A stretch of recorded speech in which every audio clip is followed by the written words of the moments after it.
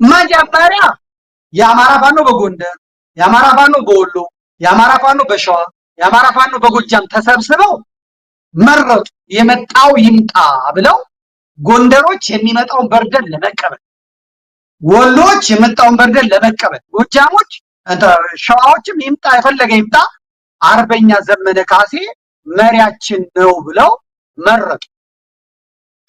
የዛ ቡድን ኮሚቴና ተደራዳሪ የነበረው ጠበቃ አስረስ ማረ ነበር። ሁሉ ነገር ካለቀ በኋላ ወደ ምስረታው እንምጣ ሲባል አስረስ ማረ አሸው፣ አስረስ ማረ ጠፋ፣ አስረስ ማረ ተደበቀ።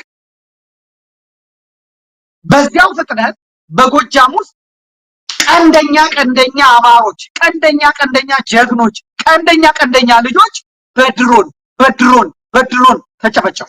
በተለይ አርበኛ ዘመነ ካሴ አጠገብ ያሉ አለቁ ማለት ይቻላል። ተጨፈጨፉ። ያኔ ነው አይደል ዘልዬ የገባው። ቀጣዩ እሱ ነው ብዬ ነው። እነዚህ ሲጨፈጨፉ እሱ በጠፋ ጊዜ ምንድን ነበረ ሌሎች ይጽፉ የነበረው? አርበኛ ዘመነ ካሴና እኮ አስረስ በብዕር ነው ብረት በመያዝ ዘመነ ቢበልጠው እንጂ አስረስ እኮ በእውቀት እኩል ነው፣ በንባብ እኩል ናቸው ብለው አስረስን ነበር። ሚዲያው በሙሉ አስረስን ነበር። እሱ ራሱን እያወጣ ይገነባል፣ ይሸጥ ነበር። ራሱን ነበር የሚያሻሽለው። ከመቸኮሉ የተነሳ ደግሞ ብዙ ማኖ ነክቷል። ብዙ ፋውል ነክቷል። እኔ ገብቼ ቀጥሎ የሚሞተው በድሮን የሚገደለው ራሱ ዘመነ ነው። ምክንያቱም የነዚህ አካሄድ ሌላ ነው። ለጎጃም መሪ ተደርጎ ራሱን የሾመው ይሄ ሰው ነው እንጂ ያለቀ ነገር ዘመነ መሪ ተደርጎ ይሄው እኔ እንግዲህ ግርማ ካሳ እዛ ሸዋ ስላለ ነው እንጂ እኔ ማቀውን ነው የምነግርህ። ውሸት ይበሉኝ ወጥተው ውሸት ብለው ይሉኝ። ወሎች አሉ፣ ጎጃሞች አሉ፣ እንትኖች አሉ። ውሸት ይበሉ። ዘመነ መሪ እንዳይሆን እንቅፋት የሆነውና የካደው ዘመነን እንዳይመረጥ አድርጎ ጥያቄ ሊያነሱበት ሊገዳደሩት የሚችሉትን ተዋጊዎች፣ በእውቀት የሚበልጡትን አርበኞች ድም ብለው ካለቁ በኋላ እንዲሁ ወደ መጨረሻው ሲመጣ የመጨረሻውን የደነገጥኩት ያኔ ምንድነው አርበኛ ዘመነ ካሴ አንድ ኢንጂነሪውን ዶክተር አነጋገረ። ቀኝ እጁ የነበረ በተለያዩ በ8 ደቂቃ ውስጥ ድሮኑ ያንን ልጅና ሰራዊቱን መጣው። ያን ጊዜ ነው እኔ ጣልቃ የገባሁት ማለት። ቀጥሎ ያንተ ነው ብዬ ጣልቃ የገባሁት ያኔ ነው። ይሄን የሚሰሩት በተደራጀ በተጠና መልክ ነው። ይሄን ማስቆም የሚቻለው ህዝብ ሲያውቅ ነው ብዬ ነው ዘልዬ የገባሁት። ያኔ አዋራ ሆነ፣ ቀውጢ ተፈጠረ። እኔ ጎጃም ገባሁ ስል ቀጥታ ወደ እኔ የመጣው አርበኛ አስረስ ማረ ነው። ጠበቃ አስረስ ማረ ወደ እኔ መጣ። ተነጋገርን። ጠየቅኩት። አንደኛ ለምንድን ነው የወያኔ ታጋዮችን መጀመሪያ ፈታችሁ የለቀቃችሁት? አይ ለፖለቲካ ነው፣ ለፖለቲካ ዓላማ ምናምን ነው። ምን ማለት ነው? ወያኔ ወልቃይትን ልትወር ራያን ልትወር ነው። እዚህ የታሰሩትን የጦር ሰራዊት ፈተህ የምትለቅበት ምክንያት ምንድን ነው? ያውም ሸኝተህ ያውም ገንዘብ ሰጥተህ የምትለቅበት ባሉበት አቆይቶ ይዞ መቀጠል አይቻልም ወይ ብያለሁ። አንድ ብሎ አይንዲ ነው። ሁለተኛ ጎጃም የገባው ያ ነጩን የሰጠው ኢንተርቪው ምንድን ነው? ለዚያ ሰው የሰጠው ኢንተርቪው ትክክል አይደለም። በእኔ ምንድን ነው ያልከው? አይ ስለ ጭፍጨፋው ስለ ወልቃይት እንትን ሲጠይቅህ አይ ወልቃይት ያኔ ጭፍጨፋ ተፈጸመ ጊዜ የነበረው ፋኖና አሁን ያለው የፋኖ አደረጃጀት የተለየ ነው። አሁን የምንጠየቀው በእኛ ነው ያልከው። ወልቃይት ማይካድራ ላይ ሁላ ሰው ሲጨፈጨፍ ሌላው ቦታ ሲጨፈጨፍ ነበረ ወይ? ፋኖ ነበረ ወይ? የፋኖ አደረጃጀት ወልቃይት ውስጥ ነበረ ወይ? ምን ማለት ነው? አይ አይደለም ከቋንቋ ያው ድክመት የተነሳ የተናገርኩት ነው። አይደለም የኔ ሙግት ከአስረስ ጋር ከመጣማ ምን አገባኝ ብዬ ማለት ምን አገባኝ? አንተ ከመጣ ጠይቃ እሰጥሃለሁ። በታሪክም በምንም መጠየቅ ስለሌለብን።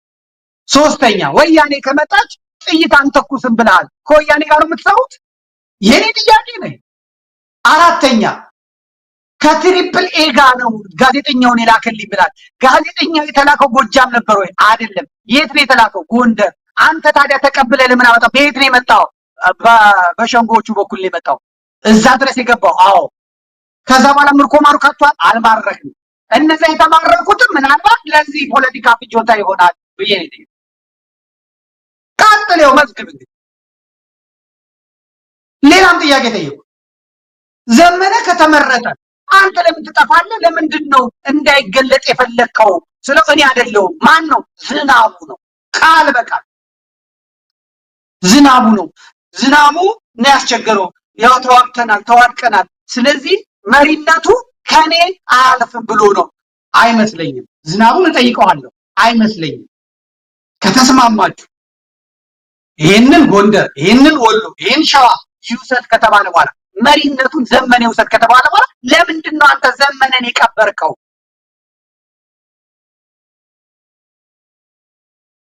አይ እንደሱ አይደለም። እሺ ዝናቡን እጠይቀዋለሁ ስል አይ ዝናቡ አይደለም አስረስ ያለኝ ነው ማለት። ዝናቡ ብቻ ልጆቹም ናቸው። ልጆቹ ናቸው። ልጆቹ እኛ አብረን ተዋግተን እሺ እንዳትል ብለውት ነው። ማንን? ልጆቹማ እየደወሉ ነው። እነሱም ቢካሉ እንውጣ እያሉ አይደለም ወይ? አይደለም። እንደሱ አይደለም። እሱማ ብለውናል። አሁን የመጨረሻ ሰጥተውናል። የመጨረሻ የሰጡን ማስጠንቀቂያ እናንተም ቢምትሉ ከሆነ እኛ የራሳችን እንወስናለን። ስልጣን ነው የምትፈልጉት ብለ ለምን አትነግራቸውም? ዘመነ መመረጡን ለምን አትነግራቸውም?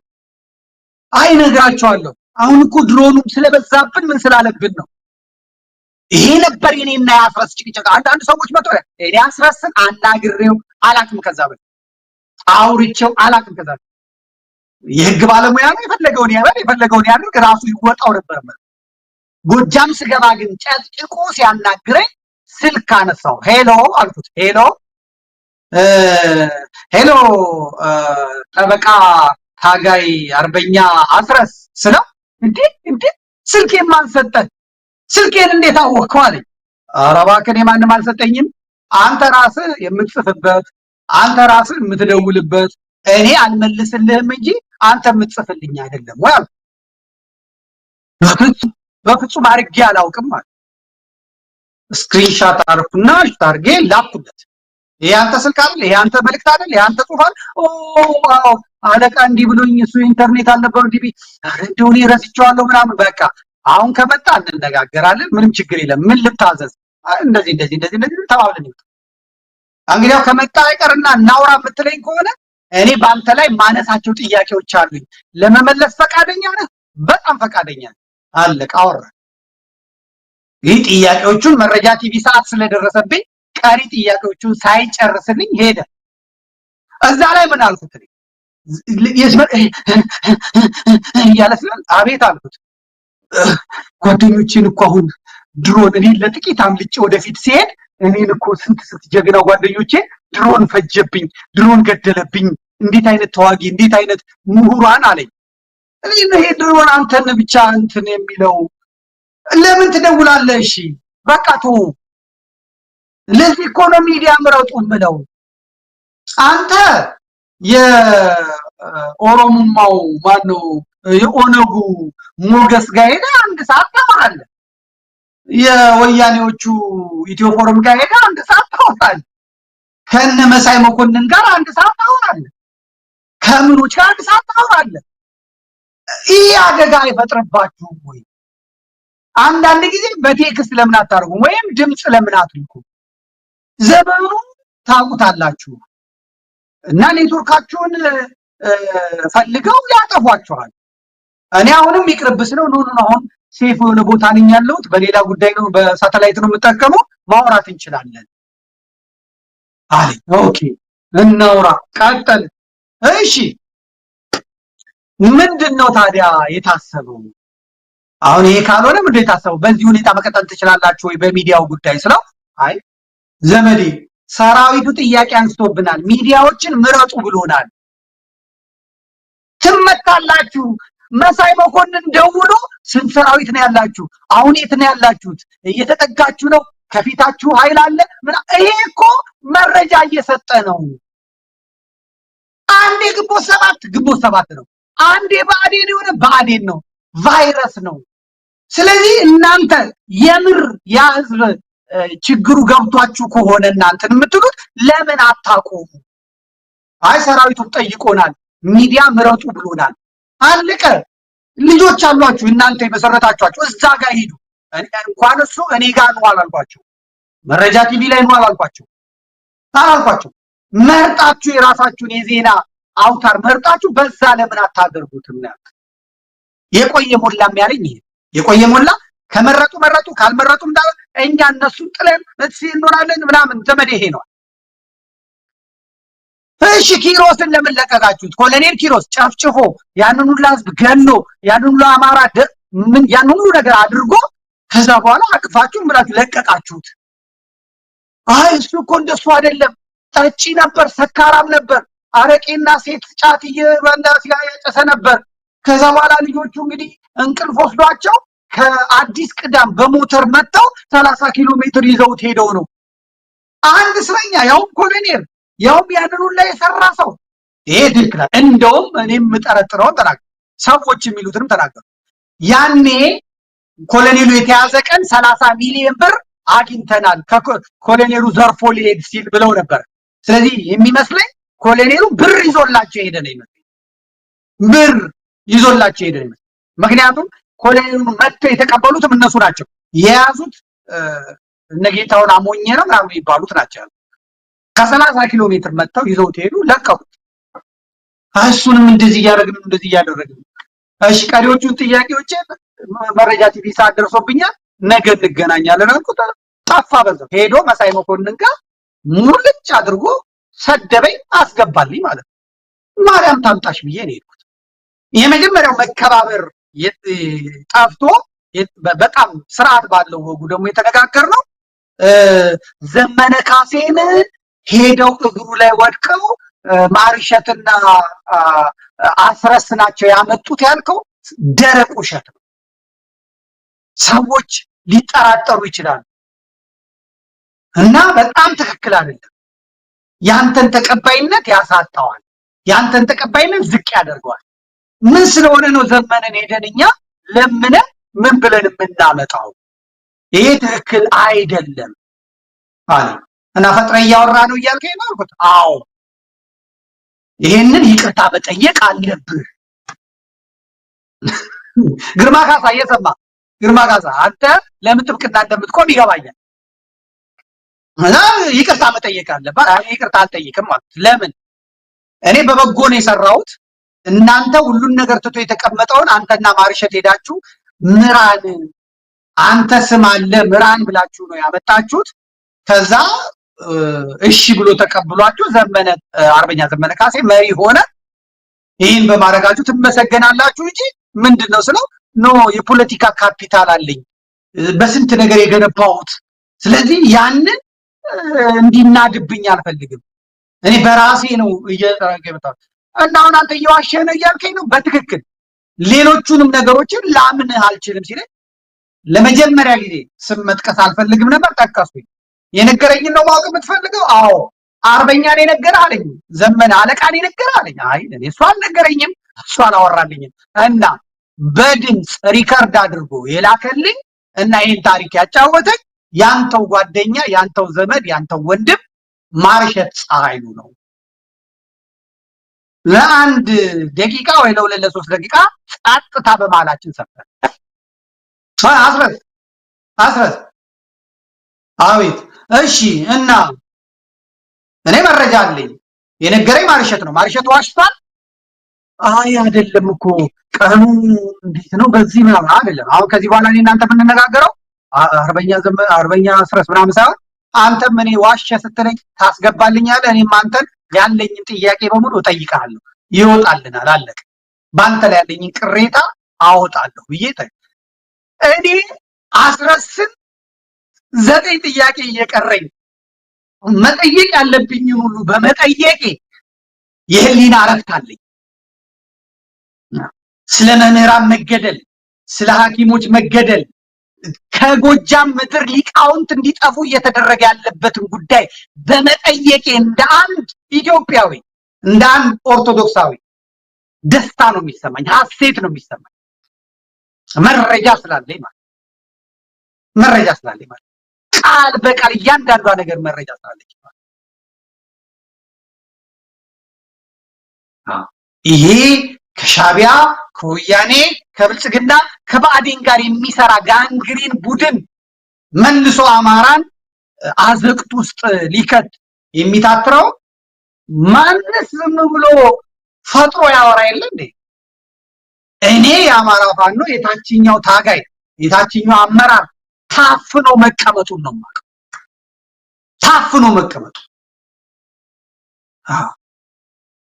ትላንት ፖሊስ የነበሩ ሰዎች ፋኖ ሆነናል ሲባሉ ትላንት ህዝብ ሲጨፈጭፍ የነበር በአንድ አለቃ ነው የሚሆነው። የመከላከያ የደህንነት ሰው የነበረ ሲዋጋ ውሎ የተማረከውን ሰውዬ እኮ አሁን ጎጃም ውስጥ ስልጣን ሰጥተውታል እኮ እና አስረስ ማለት ስም ከጠቀስኩ አሁን እነዛ ሰዎች ደግሞ ትኩረት ያደርጉባቸዋል ብዬ እንጂ ስንቱን ሽረው ስንቱን አምጥተውታል፣ ስንቱን ወደፊት አምጥተውታል። ጎጃም ውስጥ ያለው ኃይል አደገኛ አካሄድ ስለሚሄድ ትክክል አይደለም ብያለሁ።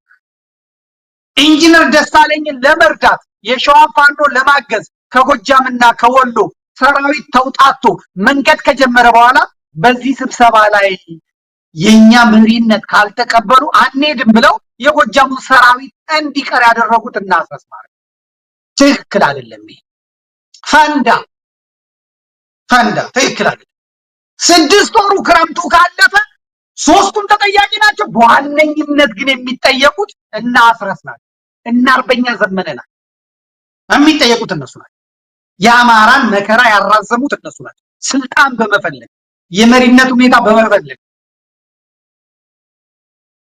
ጀነራል ተፈራ ብአዴን ነው ይሉታል። እሱ አስረስ ምን ነበረ? ብአዴን እገሌ ግንቦት 7 ነበር ይሉታል። ዘመነ ምን ነበር? ግንቦት 7። ሀብቴ ምን ነበር? ግንቦት 7። ዝናቡ ምን ነበር? ግንቦት 7። ሁሉም ኤርትራ በረሃ የነበሩ ናቸው። አንዱ ራሱን ንጹህ አድርጎ ሌላውን የሚከስበት ምክንያት የለም። ያንዱ ኃጢአት ተፍቆ አማራ ከሆነ የጀነራሉ ኃጢአት የማይፋቅበት ምክንያት የለም። ካልሆነ ሁላችሁም ለቃችሁ አዲስ ኃይል አዲስ እንትን ማርጋችሁ መስጠት። ይሄን ነው ሐሳቡ የምትለው። ዘመድኩ ዘምቶብናል እንደ ጎጃም እንትን ብሎብናል።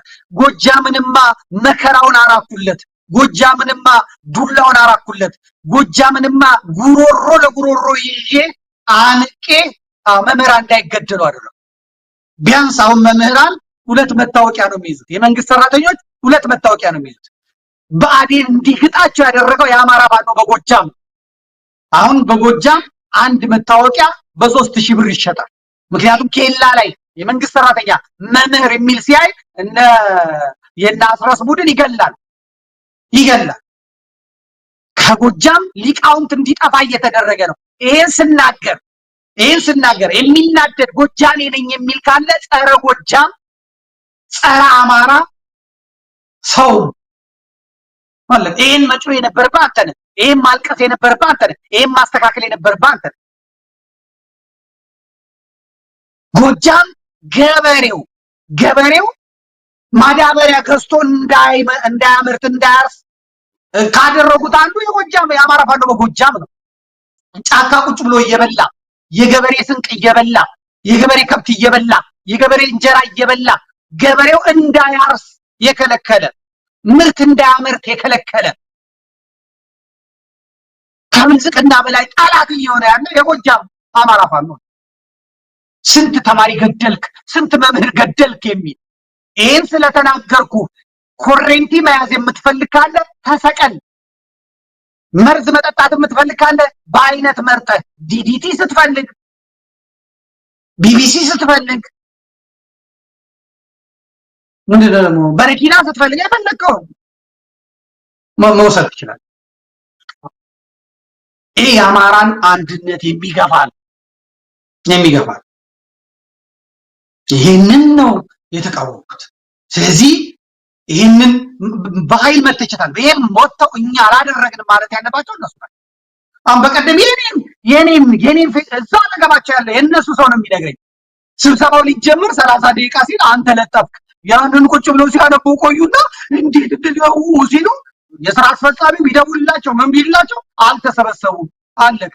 የኔን ጦማር ቁጭ ብለህ አነፍንፈህ በዛ እንትን ብለህ እንትን የምትል ከሆነ ትክክል አይደለም፣ ትክክል አይደለም።